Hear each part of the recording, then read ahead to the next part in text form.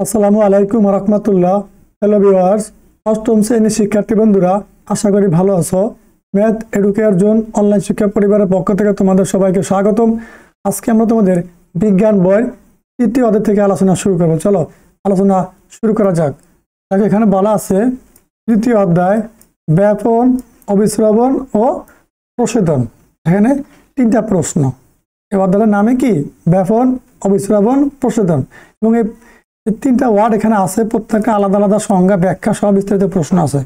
চমৎকার একটা অধ্যায়। চলো আমরা আলোচনা শুরু করি। উদ্ভিদ মূলের সাহায্যে মাটি থেকে পানিতে দ্রবীভূত খনিজ লবণ শোষণ করে। চমৎকার প্রশ্ন। খেয়াল করো কি বলছে। উদ্ভিদ কিসের সাহায্যে মাটি থেকে পানিতে দ্রবীভূত খনিজ লবণ শোষণ করে? মূলের সাহায্যে। এই যে উদ্ভিদ মূলের সাহায্যে মাটি থেকে পানিতে দ্রবীভূত খনিজ লবণ শোষণ করে।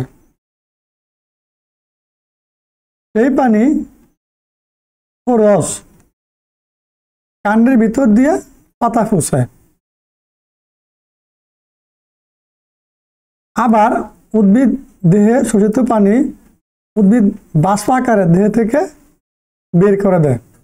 কি করে? যতটুকু দরকার শোষণ করার পর বাকি পানি বা শোষিত পানি উদ্ভিদ কি বাষ্প আকারে বের করে দেয়। উদ্ভিদের কার্বন ডাইঅক্সাইড গ্রহণ এবং অক্সিজেন গ্যাস ত্যাগ, দেহে পানিতে দ্রবীভূত খনিজ লবণ শোষণ, ওই পানি ও দ্রবণ দেহে নানা অঙ্গে পরিবহন ও দেহ থেকে পানি বাষ্প আকারে বের করে দেওয়া, ব্যাপন, অভিস্রবণ, শোষণ, পরিবহন ও প্রশোধনের মাধ্যমে ঘটে। এখানে একটা চমৎকার প্রশ্ন আছে যে উদ্ভিদ কি করে? খেয়াল করো। উদ্ভিদ কার্বন ডাইঅক্সাইড গ্রহণ করে, অক্সিজেন ত্যাগ করে। এখানে কিন্তু প্রশ্ন আছে যে কার্বন ডাইঅক্সাইড গ্রহণ করে কে? মানুষ না উদ্ভিদ? কার্বন ডাইঅক্সাইড গ্রহণ করে উদ্ভিদ, তারপরে অক্সিজেন ত্যাগ করে উদ্ভিদ। তাহলে আমরা কি করি? আমরা কার্বন ডাইঅক্সাইড ত্যাগ করি এবং অক্সিজেন গ্রহণ করি। খেয়াল করো, আমাদের নিঃশ্বাস নেই নাক দেওয়া, যে নিঃশ্বাসটা নেই আমরা ভিতরে, সেটা হচ্ছে অক্সিজেন। আর যেটা আমরা ত্যাগ করি সেটা হচ্ছে কার্বন ডাইঅক্সাইড। যেটা খেয়াল করতে হবে। আমরা যা ত্যাগ করি উদ্ভিদটা গ্রহণ করে, উদ্ভিদ যা ত্যাগ করে আমরা তা গ্রহণ করে বেঁচে থাকি। এই জন্য কি পরিবেশের রক্ষার জন্য যে বলা আছে 25% বনভূমি থাকা দরকার, মানে এই উদ্ভিদ গাছপালা থাকা দরকার। এই জন্য কি আমরা পর্যাপ্ত পরিমাণে এখন থেকে বৃক্ষরোপণ করব পরিবেশ এর ভারসাম্য রক্ষার জন্য। আবার এখানে আরো প্রশ্ন আছে যে উদ্ভিদ পানি শোষণ করে, পানি লবণ খনিজ লবণ শোষণ করে, তারপর বাষ্প আকারে পানি দেহ থেকে বের করে দেয়। কিসের মাধ্যমে? এই যে ব্যাপন, অভিস্রবণ, শোষণ, পরিবহন এবং প্রশোধনের মাধ্যমে এগুলো ঘটে। দেখো এখানে একটা এই যে গাছ চিত্র দেওয়া আছে। এই দেখো এই যে অভিস্রবণ প্রক্রিয়ায় পানি শোষণ। দেখো এই যে গাছের মূল মানে কি শিকড়, এই শিকড়ের সাহায্যে অভিস্রবণ প্রক্রিয়ায় কি করে? গাছ মূল দিয়ে পানি শোষণ করে। তারপরে এখানে কি বলছে? এই যে মূল থেকে পাতায় পানির ঊর্ধ্বগমন, মানে এই যে শিকড়ের মাধ্যমে পানিটা, এই শিকড়ের মাধ্যমে গাছের কাণ্ড ভায়া কি এই পাতায় যায়, এই পাতায় যায়। তারপরে কি একদম গাছের শিশুমূলে চলে যায়। ঠিক আছে। কি বলছে এখানে? প্রশোধনের কারণে পানি বাষ্পাকারে ব্যবহারের দ্বারা পাতা থেকে বাইরে নির্গমন। এনে কিন্তু একটা প্রশ্ন আছে। উদ্ভিদ কিসের সাহায্যে পানি শোষণ করে? মূলের সাহায্যে পানি শোষণ করে। উদ্ভিদ কোন প্রক্রিয়ায় পানি শোষণ করে? উদ্ভিদ অভিস্রবণ প্রক্রিয়ায় পানি শোষণ করে। এগুলো কিন্তু প্রশ্ন, এগুলো আমার মনের কথা না, এগুলো তোমাদের বইয়ের প্রশ্ন। আমি শিক্ষক, আমি জানি বিধায় তোমাদেরকে এই প্রশ্নগুলো করতেছি এবং সাথে সাথে উত্তরটা বলে দিতেছি। তুমি এগুলো অনুসারে বুঝে সুন্দর করে পড়তে হবে। শুধু মেইন বই প্রশ্ন ধরে মুখস্থ করলে পরীক্ষা আসবে না, প্রশ্নগুলো ভিতর থেকে আসবে, এভাবে পড়তে হবে, বেসিক বুঝে ব্যাখ্যা করে পড়তে হবে। বিজ্ঞান তো। আবার দেখো এই যে এখানে একটা প্রশ্ন আছে, প্রশোধনের কারণে পানি বাষ্পাকারে ব্যবহারের দ্বারা পদার্থ থেকে বায়ু নির্গমন করে দেয়। পানি বাষ্পাকারে অণু থেকে বের হয় কিসের মাধ্যমে? ব্যাপনের দ্বারা বের হয়। আর এই ব্যাপনে সহযোগিতা করে কে? প্রস্বেদন। এই অধ্যায়ে সেটা শিক্ষার্থীরা বা আমরা কি কি শিখবো, এই বিষয়গুলো শিখবো, একবার আলোচনা করে দেখে নিবা। পাঠ 1 ও 2 ব্যাপন। যদি আমরা ব্যাপন কি জানবো, আমরা জানি সব পদার্থই কতগুলো ক্ষুদ্র ক্ষুদ্র অণু দিয়ে তৈরি। এখানে কিন্তু বলছে কি অণু, খেয়াল করো। এই অণুগুলো সবসময় গতিশীল বা চলমান অবস্থায় থাকে। তরল ও গ্যাসের ক্ষেত্রে অণুগুলোর চলন দ্রুত হয় এবং বেশি ঘনত্বের স্থান থেকে কম ঘনত্বের দিকে অণুগুলো ছড়িয়ে পড়তে থাকে।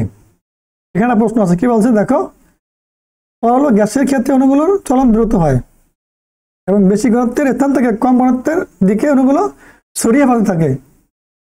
বেশি ঘনত্বের থেকে কম ঘনত্বের দিকে ছড়িয়ে পড়তে থাকে। এই প্রক্রিয়া চলতে থাকে যতক্ষণ না অণুগুলোর ঘনত্ব দুই স্থানে সমান হয়। অণুগুলোর এরূপ চলন প্রক্রিয়াকে ব্যাপন বলে। নাকি অণুগুলো কঠিন মাধ্যম থেকে হালকা মাধ্যমে ছড়িয়ে ছিটিয়ে পড়াকে ব্যাপন বলে। মূলত সংখ্যা এটুকু, ঠিক আছে। অণুগুলো অধিক ঘনত্বের স্থান থেকে কম ঘনত্বের স্থান থেকে ছড়িয়ে ছিটিয়ে পড়াকে ব্যাপন বলে। এটাই কি মূলত, কোথাও বলে অধিক ঘনত্ব, কোথাও বলে কম বেশি, এটা সমস্যা না, একটু খেয়াল করলে হবে। নিজের মতো লেখা দিবা, তুমি যদি বুঝতে পারো প্রশ্নের বেসিকটা। ব্যাপনকারী পদার্থের অণু পরমাণুগুলোর গতিশক্তির প্রভাবে এক প্রকার চাপ সৃষ্টি হয়, যার প্রভাবে অধিক ঘনত্ব স্থান থেকে কম ঘনত্বযুক্ত স্থানে অণুগুলো ছড়িয়ে পড়ে। এই প্রকার চাপকে ব্যাপন চাপ বলে। কোনো পদার্থের অণুর ব্যাপন ততক্ষণ ছোট থাকে যতক্ষণ না উক্ত পদার্থের অণুগুলোর ঘনত্ব সর্বত্র সমান হয়। মানে এই যে অধিক ঘনত্বের স্থান থেকে কম ঘনত্বের স্থানে ছড়িয়ে ছিটিয়ে থাকে, ছড়িয়ে ছিটিয়ে পড়ার পর যখন দুই স্থানে সমান হয়ে যায়, সেটা তারা বলছে। সমান না হওয়া পর্যন্ত ব্যাপার না থাকে। যখন দুই স্থানে সমান হয়ে যায়, কম ঘনত্বের অধিক ঘনত্বের স্থানে মিলেমিশে যখন একাকার সব জায়গায় সমান হয়ে যায়, তখন কি এই ব্যাপারটা থেমে যায়, সেটা তারা বলছে। অণুগুলোর ঘনত্ব সমান হওয়া মাত্র এই পদার্থের ব্যাপন বন্ধ হয়ে যায়। এই যে আমি বললাম থেমে যায় মানে বন্ধ হয়ে যায়, এক কথা। ব্যাপন কি তা কয়েকটি পরীক্ষার মাধ্যমে সহজে বোঝা যায়। পরীক্ষার লব্ধ তথ্যের ভিত্তিতে আলোচনা করে ব্যাপন সম্বন্ধে বাস্তব জ্ঞান পাওয়া যায়। নিজে ব্যাপন প্রক্রিয়ার কয়েকটি পরীক্ষা আলোচনা করা হলো। দেখো, ব্যাপনের অনেক প্রমাণ আমাদের আশেপাশেই দেখা যায়। যেমন ঘরে সেন্ট বা আতর আনলে বা ধূপ জ্বালালে সমস্ত ঘরে তার সুবাস ছড়িয়ে পড়ে। এটি ব্যাপনের কারণে ঘটে। পরীক্ষায় প্রশ্ন আসতে পারে যে আতর এক জায়গায় বা আতর বা ধূপ এক জায়গায় জ্বালালে সমস্ত ঘরে ছড়িয়ে পড়ে কেন? এই ব্যাপনের কারণে সমস্ত ঘরে সমানভাবে ছড়িয়ে ছিটিয়ে পড়ে। কিসের কারণে? ব্যাপনের কারণে। আতর কও, সেন্ট কও, তারপর ধূপ কও, জ্বালালে যখন দেখো জ্বালাচির জায়গায় পুরো ঘরে আশপাশে আগুন কি গ্রান্ডা ছড়িয়ে ছিটিয়ে পড়ে, এটা কার কারণে ঘটে? এই ব্যাপনের কারণে ঘটে। খেয়াল রাখবে, এগুলো কিন্তু প্রশ্ন এমসিকিউ আসবে। ধূপের ধোঁয়া ও সেন্টের অণুগুলো অধিক ঘনত্ব সম্পন্ন ঘরে কম ঘনত্ব স্থানে ছড়িয়ে পড়ে, তাই সমস্ত ঘর সুবাসে ভরে যায়। কাজ পানিতে তুতের ব্যাপন প্রক্রিয়া পর্যবেক্ষণ। দেখো, প্রয়োজনীয় উপকরণ তুতে বিকার পানি। দেখো, এগুলো হচ্ছে বিকার, বিকারের মধ্যে পানি, আর কালো দাগ দেওয়া যায়, এগুলো হচ্ছে তুতে। পদ্ধতি: কিছু পরিমাণ তুতে বিকার পানিতে ফেলে কিছুক্ষণ অপেক্ষা করো। এই যে বিকার পানিতে রেখে পানির মধ্যে এই যে ফিটকারি রাখছি, কিছুক্ষণ অপেক্ষা করতে বলছে। তুতে পানিতে দ্রবীভূত হবে এবং সমস্ত পানির রং তুতের রং এর ধারণ করবে। দেখো, এই যে তুতে রাখছি, তারপরে এই টিটু করে গলতেছে, কেন এমন হলো ব্যাখ্যা করো। পরিশেষে আমাদের চারপাশে সংঘটিত বিভিন্ন ব্যাপন প্রক্রিয়ার তালিকা তৈরি করো। তারপর দেখো এই কি করতে এখানে দিয়েছি, তারপরে গলতেছে, তারপরে গলে পুরা তুতোটা গলে পানির সাথে একদম মিশে গেছে। মিশে যাওয়ার পর কি পানির কালারটা কি ওই তুতের কালারের মতো নিজে হয়ে গেছে, বুঝছে, হয়ে গেছে। এটা একটা পরীক্ষা। এখন বলছে যে পরিশেষে আমাদের চারপাশে সংঘটিত বিভিন্ন ব্যাপন প্রক্রিয়ার তালিকা তৈরি করো। যেমন ব্যাপন প্রক্রিয়া আমাদের পরিবেশের চারপাশে হয়, কি কি হয় তোমার মনে হয়, দেখে একটা তালিকা তৈরি করার জন্য বলছে। এখন দেখো আমরা ব্যাপনের গুরুত্ব শিখব। জীবে বিভিন্ন শরীরবৃত্তীয় কাজে ব্যাপন প্রক্রিয়া ঘটে।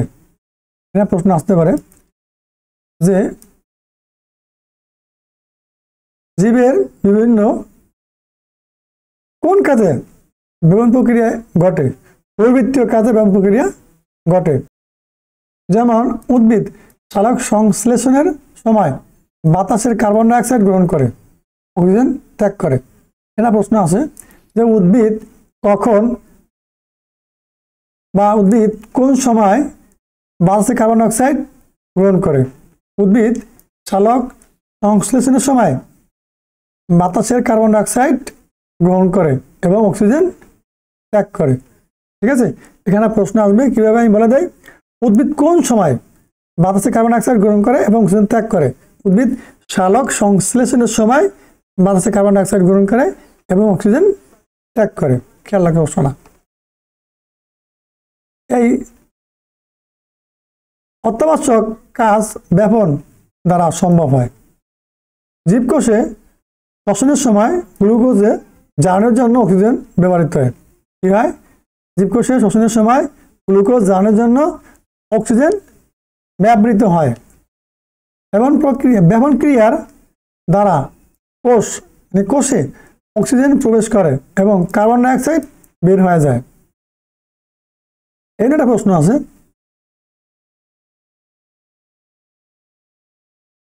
ব্যাপন ক্রিয়ার দ্বারা কোষে অক্সিজেন প্রবেশ করে এবং কার্বন ডাই অক্সাইড বের হয়ে যায়। কি প্রশ্ন আসবে, কিসের সাহায্যে বা কিসের দ্বারা কোষে অক্সিজেন প্রবেশ করে এবং কার্বন ডাই অক্সাইড বের হয়ে যায়? ব্যাপন প্রক্রিয়া বা ব্যাপনের দ্বারা। ঠিক আছে, খেয়াল রাখবো, এই চমৎকার প্রশ্নগুলো পরীক্ষা আসবে। উদ্ভিদ দেহে শোষিত পানি বাষ্পাকারে শোষণের মাধ্যমে দেহ থেকে ব্যাপন প্রক্রিয়া বের হয়ে যায়। দেখো এর একটা প্রশ্ন, উদ্ভিদ দেহে শোষিত পানি বাষ্পাকারে কিসের মধ্যে বের হয়ে যায়? দেহ থেকে শোষণের মাধ্যমে ব্যাপন প্রক্রিয়া বের হয়ে যায়। খেয়াল করো, চমৎকার প্রশ্ন এখানে আছে, আমি বলে দিই। প্রশ্ন আসবে ভাবে, উদ্ভিদ দেহে শোষিত পানি বাষ্পাকারে কিসের মাধ্যমে দেহ থেকে ব্যাপন প্রক্রিয়ায় বের করে দেয়? উদ্ভিদ দেহে শোষিত পানি বাষ্পাকারে প্রশোধনের মাধ্যমে দেহ থেকে ব্যাপন প্রক্রিয়ায় বের করে দেয়। প্রাণীদের শ্বসনের সময় অক্সিজেন ও কার্বন ডাই অক্সাইডের আদান প্রদান, রক্ত থেকে পুষ্টি উপাদান, অক্সিজেন প্রবর্তী লাসিকায় লসিকা বহন এবং লসিকা থেকে কোষে পরিবহন করা ব্যাপন প্রক্রিয়ায় সম্পন্ন হয়। শিক্ষার্থী বন্ধুরা, আজকের এই ক্লাসে খুবই গুরুত্বপূর্ণ কিছু বস্তু আলোচনা করলাম। এই চমৎকার ক্লাসটা তোমরা শুরু থেকে শেষ পর্যন্ত মনোযোগ সহকারে দেখো এবং এর সাথে তোমাদের সকল বিষয়ে ধারাবাহিক ক্লাস আমাদের এই ম্যাথ এডুকেশন ফেসবুক পেজ এবং ইউটিউব চ্যানেলে পেয়ে যাওয়া, সেখান থেকে দেখে নাও। পরবর্তী ভিডিও দেখার আমন্ত্রণ জানিয়ে এখানে বিদায় নিচ্ছি। আল্লাহ হাফেজ।